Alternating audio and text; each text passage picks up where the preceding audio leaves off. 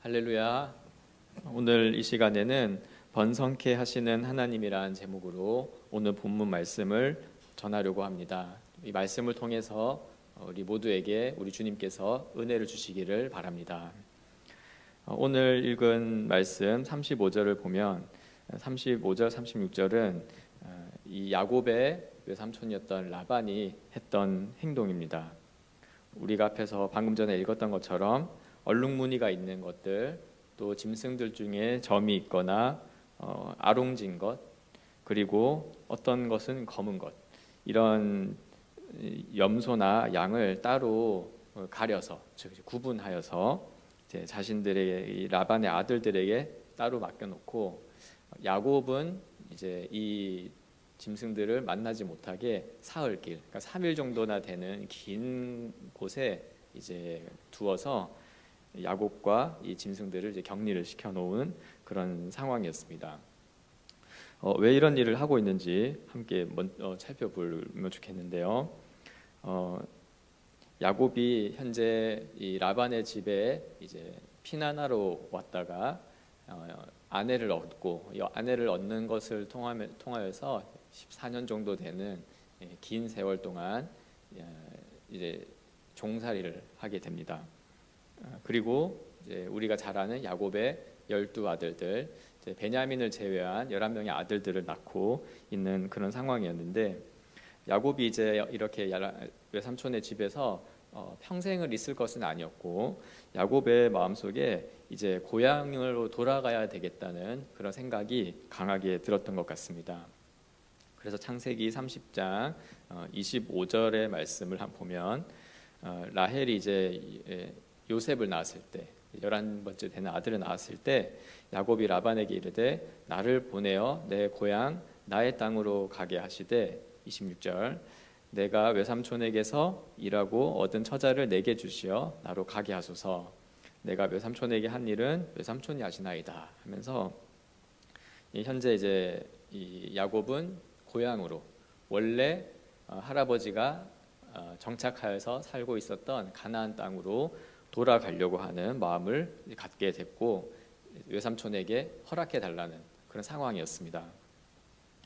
아마도 이제 야곱은 라반 밑에서 있을 만큼 있었다는 생각을 했었던 것 같아요. 그리고 이제 그가 이 아내를 주는 과정을 통해서 외삼촌이 이렇게 이 조카를 속이는 모습을 보면서 라반이 참 얼마나 그러니까 그 꾀가 많고, 또 이런 일을 사실은 그 자신의 딸들을 놓고 이제 자신에게 속임으로써 이제 딸을 주고 하는 과정을 통해서 이제 야곱은 어느 정도 이 상황을 정리하고, 이곳이 내가 계속 머물러서 아내와 또 처자식과 함께 살아갈 곳이 아니고, 본래 야곱은 이제 돌아가야 하는 그 고향이 있었다는 것을 이제 생각했던 것 같습니다. 아마도 하나님이 주셨던 그 약속, 그 고향 땅에서 자신이 피난하기 위해 도망 나왔을 때 베델에서 만난 하나님께서 주셨던 그 약속을 기억하면서 살아갔던 것 같아요. 이제는 때가 되어서 다시 그 약속을 믿고 고향 땅으로 안전하게 돌아가겠다는 하나님의 말씀을 의지해서 이제 그런 마음을 품었던 것 같습니다. 그런데 이제 라반은 이 이야기를 듣고 어떻게 반응했냐니까, 창세기 30장 27절을 보면, 라반이 그에게 이르되 여호와께서 너로 말미암아 내게 복을 주신 줄을 내가 깨달았노니 내가 너를 사랑스럽게 여기거든 그대로 있으라, 이렇게 합니다. 그러니까 충분히 하나님께서 너를 통해서 내게 복 주신 것을 알겠다. 그러나 한편으로 너가 나를 사랑한다면, 나를 위한다면은 조금만 더 나와 함께 있었으면 좋겠다, 이렇게 이야기를 했습니다. 원래 본심은 나 여기 가지 말고 내 밑에 있어라는 거죠. 야곱에게 어떤 품삯도 주지 않은 상황이었고, 아마 야곱은 두 아내를 얻기 위해서뿐만이 아니라 그 이후에도 수고롭게 항상 성실하게 일을 했던 것 같아요.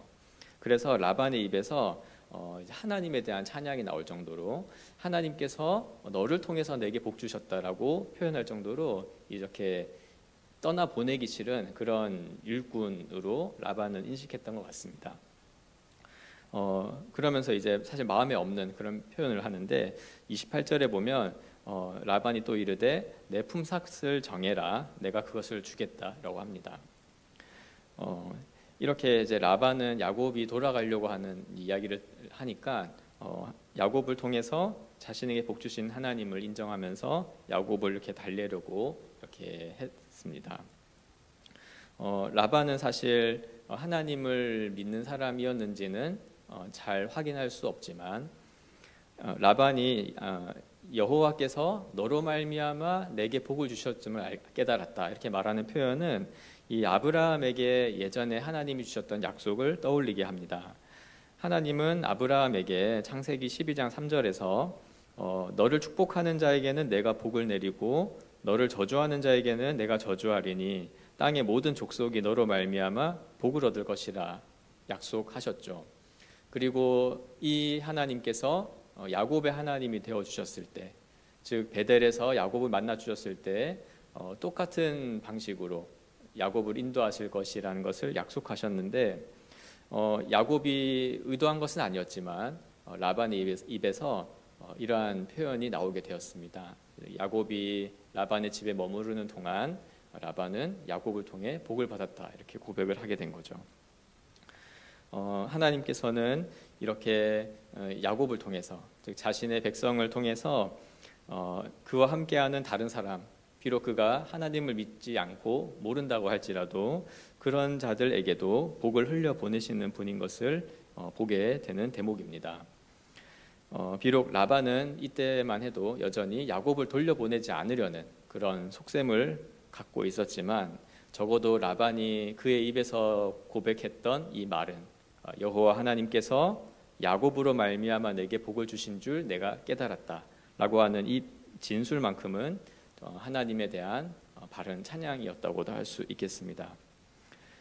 이와 같이 우리도 의도치 않게 어떤 여러 가지 상황 속에서 살아갈 때가 있고 또 크거나 작거나 우여곡절이 다 있는 삶을 살아갑니다. 그러나 그러한 삶이 또한 우리와 함께하는 누군가에게는 하나님의 은혜를 또 하나님께서 함께하시는 이 복을 흘려보내는 그런 통로가 또 되는 것이기도 하겠습니다. 우리의 삶이 그것을 의도하면서 계획하지 않을지라도 하나님께서 택하신 우리 각 사람이 살아가는 삶을 통해서 마치 이 라반의 입을 통해 하나님에 대한 찬양이 흘러나오게 하는 것처럼 오늘 저와 여러분의 삶도 그렇게 하나님의 구원의 복음을 흘려보내는 통로가 되기를 간절히 바랍니다. 야곱은 이제 이 라반에게 대답하면서 자신의 품삯을 제안하게 됩니다. 창세기 30장 32절에 보면 오늘 내가 외삼촌의 양떼에 두루 다니며 그 양 중에 아롱진 것과 점 있는 것과 검은 것을 가려내며 또 염소 중에 점 있는 것과 아롱진 것을 가려내리니 이 같은 것이 내 품삯이 되리이다 라고 이야기했습니다. 쉽게 말하면 양들 가운데 흠이 있는 얼룩덜룩한 그 무늬가 있는 짐승들은 저의 그동안 일한 대가로 주십시오 라고 하는 기준을 세운 것이죠. 야곱은 사실 이러한 기준을 제한하긴 했지만 사실은 더 오늘날의 개념으로 아주 공정하게 이야기를 한다면 이렇게 표현해야 됐을 것 같습니다. 제가 삼촌이 밑에서 얼마나 일했는지 삼촌이 잘 압니다. 제가 14년 혹시 더 되는 수고로움을 일했으니까 일한 만큼 주십시오 라고 한다든지 아니면 어떤 정도의 구역을 정해놓고 여기서부터 여기까지 있는 양들은 저한테 이제 정해놓고 주십시오. 무언가를 딱 정해놓고 달라고 하는 것이 품삯의 가장 기본적인 계산법이죠. 그래서 하루에 얼마를 줄 테니까 와서 일해라. 이것은 예나 지금이나 똑같은 품삯을 정하는 그런 방식입니다. 그러나 야곱은 매우 특이한 기준을 내세운 거죠. 이 양 무리들 중에서 얼룩덜룩한 것들을 주십시오라고 합니다. 약간은 이것은 모호하고 나중에 얼마나 이 짐승들이 얼마나 되는지 가늠할 수 없는 그런 기준을 내세운 것이죠. 이때 야곱은 이 기준을 내세울 때 내가 무언가를 더 얻겠다. 내가 내 외삼촌 밑에서 사실 속임을 당해서 억지로 안 해도 또 얻었고, 또 품삯을 하나도 받지 않고 수고했으니 내가 어떻게든 무언가를 더 얻어내겠다라고 하는 그런 마음은 아니었습니다. 이때 야곱이 이 기준을 정한 것은 아주 신실하고 정직한 마음으로 품삯을 정했던 것입니다. 33절의 이 내용을 알 수 있는데요.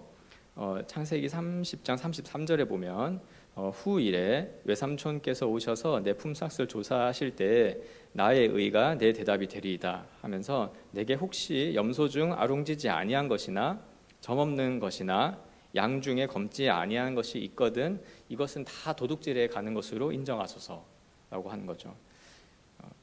말 그대로 이 기준을 정해놓고 그때 갔을 때 한 마리라도 잘못된 것이 있으면 그건 제가 정당한 대가를 얻어가는 게 아니라 삼촌의 양을 도둑질한 겁니다 라고 기준을 분명하게 이야기합니다. 이러한 야곱의 모습은 우리가 예전의 야곱 모습을 떠올릴 때와 대조가 되는 것을 생각할 수가 있죠. 예전의 야곱은 어떻게 했습니까? 자신이 어떤 노력을 기울여서도 또 자신이 어떠한 것을 한다 할지라도 결코 받아서는 안 되는, 받을 수 없었던 그 장자의 명분이라는 것을 억지로 받기 위해서 속이고 거짓말을 했던 사람이었죠. 그 수많은 노동을 할지라도 절대로 받는 것이 정당하지 않았던 그 장자의 명분을 뺏기 위해서 야곱은 속임수를 썼고 또 꾀를 내었던 그런 사람이었습니다. 그러나 이제 야곱은 속이지 않습니다. 오히려 이 기준은 자신이 일한 만큼 충분히 대가를 받지 못할 수도 있는 그런 조건이기도 했습니다. 이것은 하나님께서 주시는 것을 받고자 하는, 즉 어떠한 내가 일을 했으니 일한 만큼 받겠다는 인간적인 계산이 아니라 어떠한 결과가 오든지 간에 결과는 하나님께 맡기고 주시는 만큼 내가 취해서 가겠다라고 하는 그런 마음을 품고 있었던 것 같습니다. 아마도 이것은 야곱이 이제는 더 이상 이 외삼촌의 집에 머무르지 말고 원래 내가 살아가야 할 땅, 고향 땅으로 돌아가고자 하는 그 마음과 연결되어 있는 것 같습니다.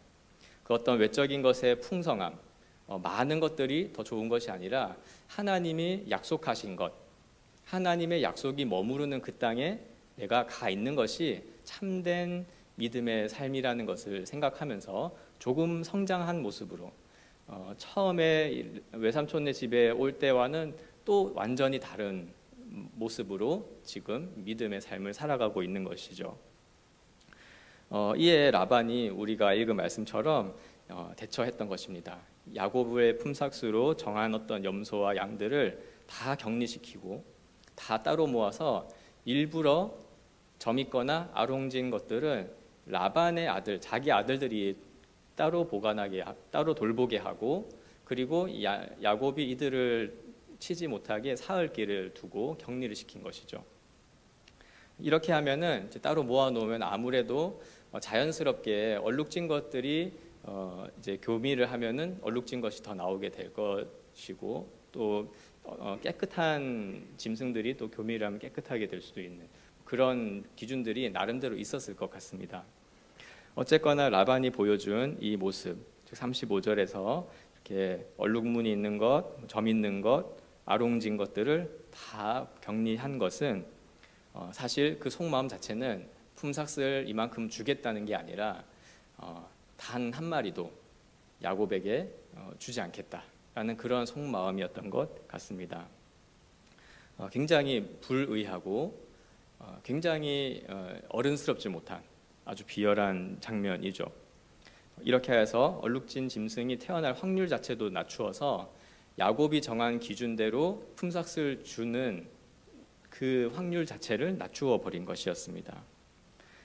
그런데 놀랍게도 이렇게 라반이 하는 모습을 보면서도 야곱이 어떻게 했냐면 36절에 보니까 야곱은 그렇게 하고 난 라반의 남은 양떼를 쳤습니다.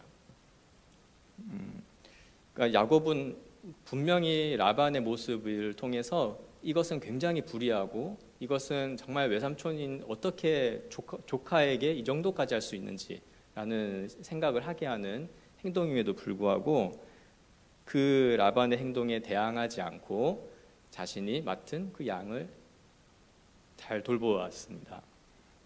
이것은 그가 묵묵하게 그리고 정직한 모습으로 자신이 제시한 조건을 지켜나가는 모습이기도 했던 것입니다. 이때 야곱의 심정을 우리가 다 알 수는 없지만 야곱은 적어도 정직하게 자신에게 맡겨진 일을 감당했던 것은 분명합니다. 아마 예전 같았으면 혹시나 이렇게 있다가 정말로 얼룩진 것이 태어나지 않아서 한 마리도 자신한테 돌아오지 않으면 어떨까 걱정했었을 것 같아요.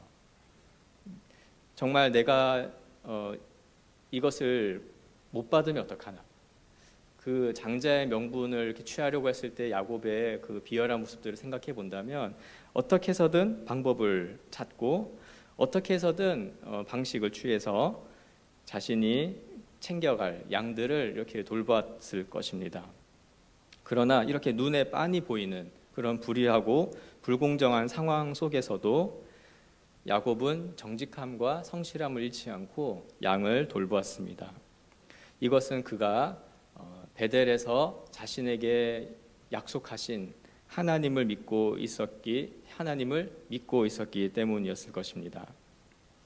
하나님께서는 이렇게 억울하고 또 불의한 상황 속에 있는 자기 백성이 그런에도 불구하고 묵묵하고 또 신실하게 자신에게 맡겨진 일을 감당하는 모습을 지켜보고 계시는 분인 줄로 믿습니다.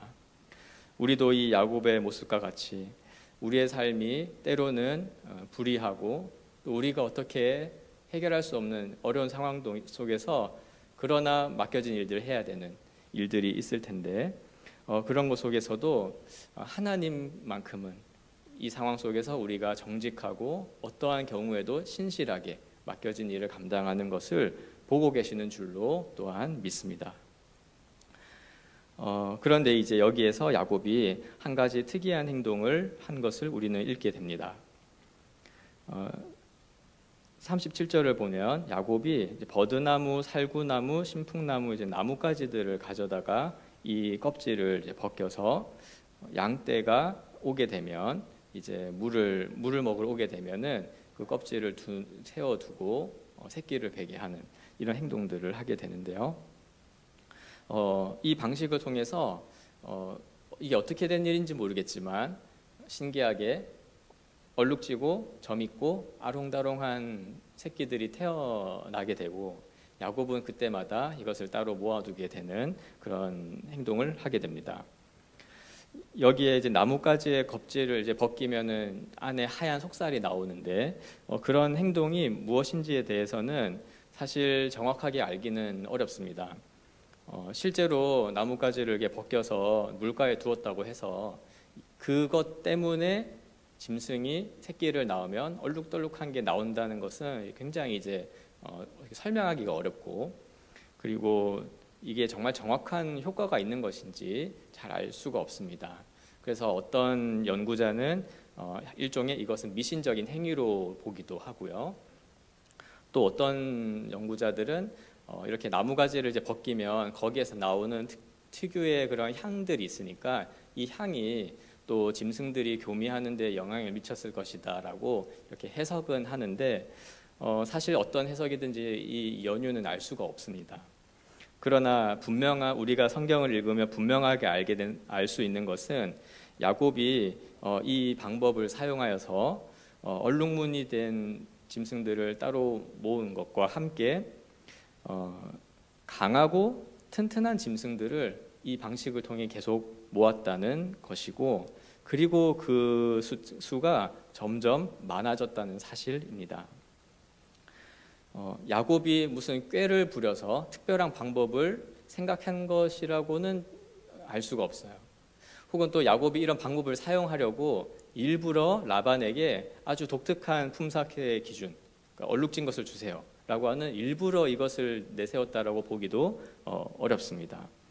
그러나 이 장면을 읽으면서 우리가 그냥 자연스럽게 알 수 있는 것은 이 결과 야곱이 취하게 되는 이 짐승의 숫자, 얼룩진 짐승의 숫자들이 많았고, 특별히 그 짐승들은 튼튼하고 강한 짐승들이었다는 것이죠.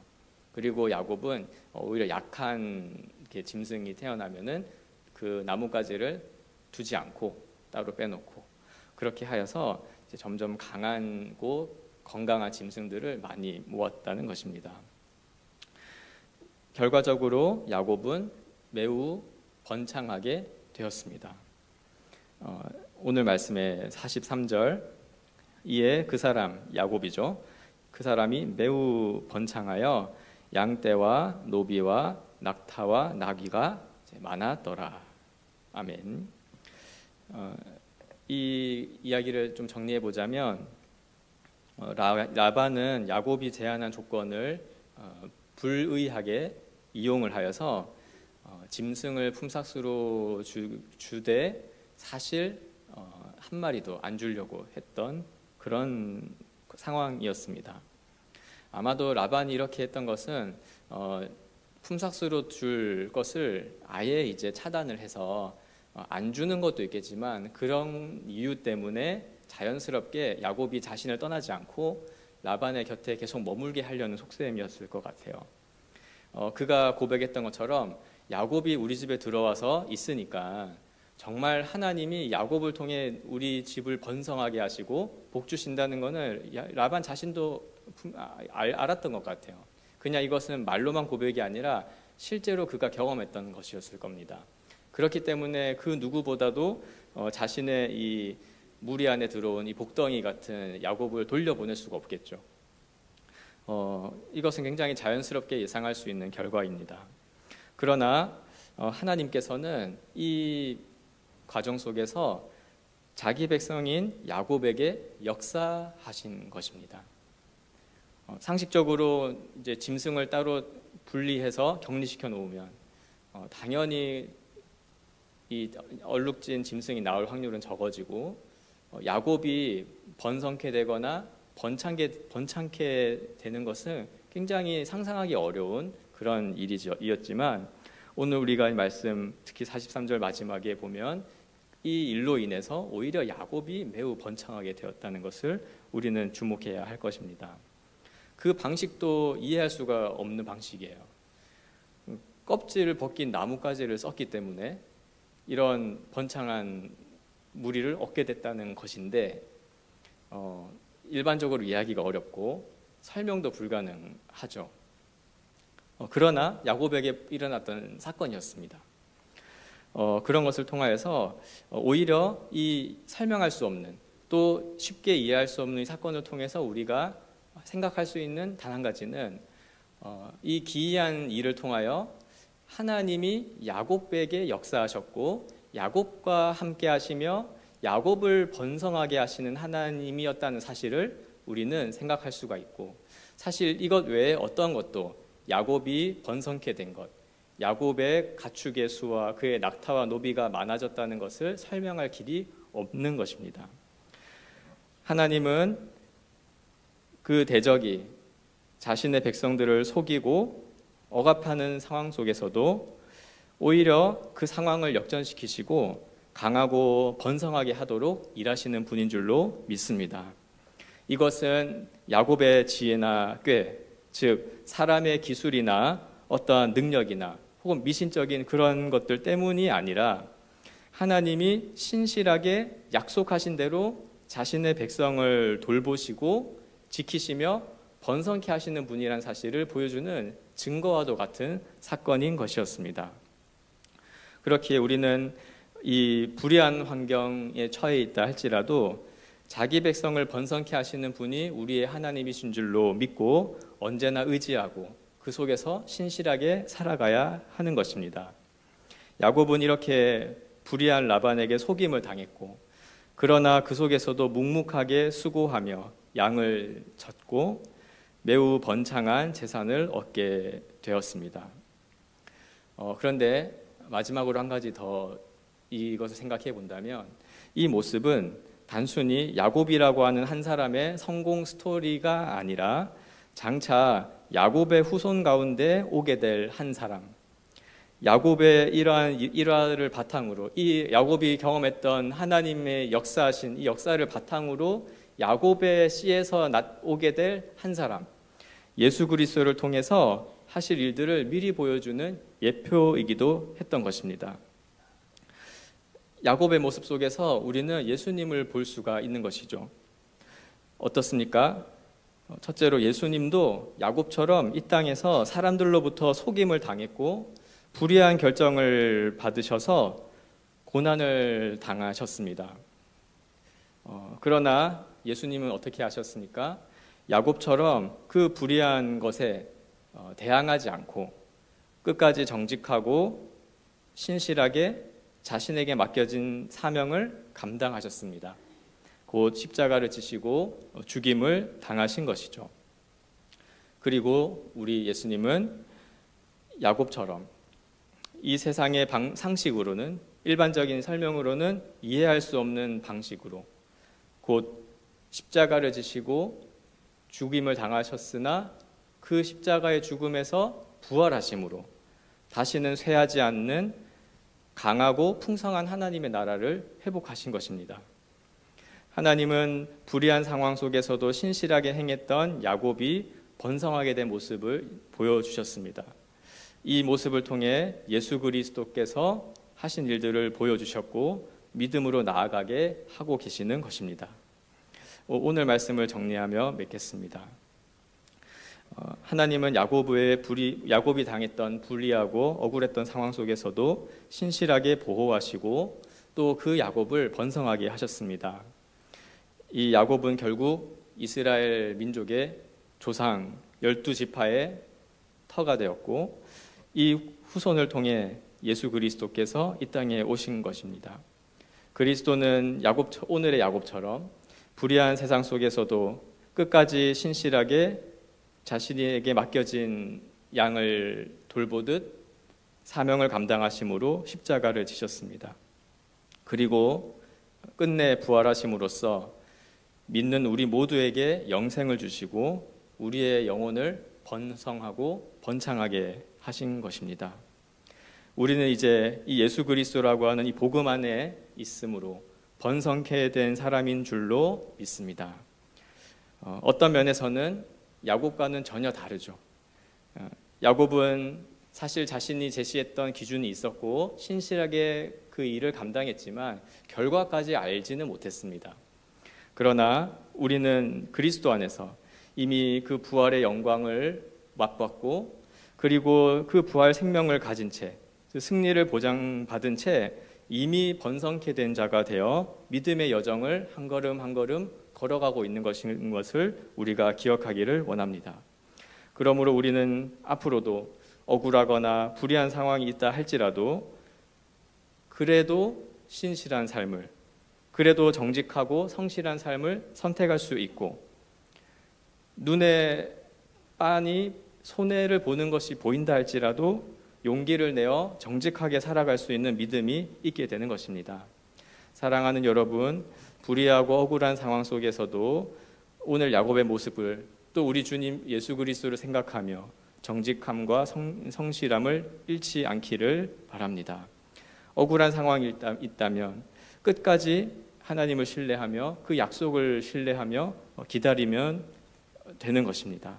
그리고 진정한 번성은 우리의 외적인 것이 풍성해지고 많아지는 것도 있겠지만 이미 가장 충만하고 번성케 된 것은 우리 주 예수 그리스도 안에 있다는 사실을, 그리스도께서 우리에게 믿는 자에게 주시는 영원하고도 온전한 부활 영생의 생명을 주셨음을 기억하고 세상의 방식이 아니라 하나님이 인정하시는 십자가 복음의 방식으로 번성하게 되는 것을 기대하고 또한 함께 도전해가는 우리가 되어야 하겠습니다. 번성케 하시는 하나님을 믿고 그리스도 안에서 정직하고 신실하게 살아가는 저와 여러분 다 되시기를 주님의 이름으로 간절히 원합니다.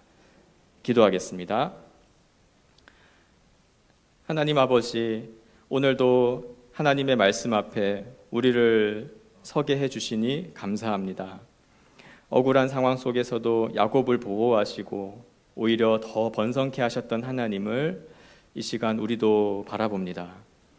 야곱의 삶을 묵상하면서 예수 그리스도께서 모든 불의한 상황 속에서도 우리를 구원하시기 위해 끝까지 정직하고 신실하게 십자가의 길을 짊어지셨음을 기억하며 우리도 불의한 세상 속에서 신실하고 정직하게 행하도록 말씀과 성령으로 인도하여 주옵소서.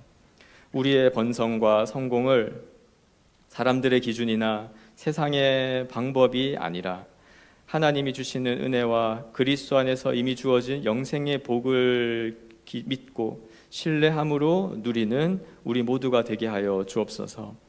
우리의 믿음이 혹여나 흔들리고 또 삶의 고민들을 불러일으키는 상황 속에 있다 할지라도 예수 그리스도와 연합한 우리의 영 그리고 우리의 존재를 날마다 새롭게 하시고 번성케 하시는 하나님을 신뢰하며 날마다 기쁨과 감사함으로 살아가는 우리 모두가 되게 하여 주옵소서.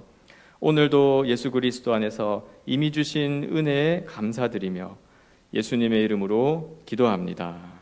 아멘.